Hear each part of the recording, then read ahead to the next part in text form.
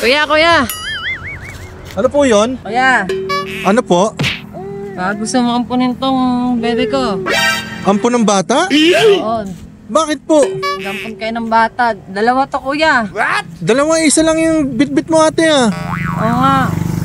Eh, may asawa at anak na ako ate, hindi pwede yun. Okay lang yun. Ate, Kasama na ako doon. kasama ka? Oo. Hindi lalo ako na disgrasya niyan.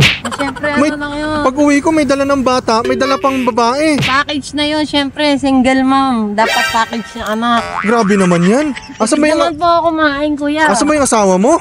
Wala. Masyada ako. Ha?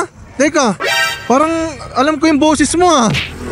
Patingin nga nito. Ay, mami. Ano? Tabay ka dito, ha? Ang ginagawa mo dito? Ikaw, anong ginagawa mo dito? Ha? Anong ginagawa niyo dito, Giya? Daddy's duty na. Kunin mo na to, ikaw na ang taya dito.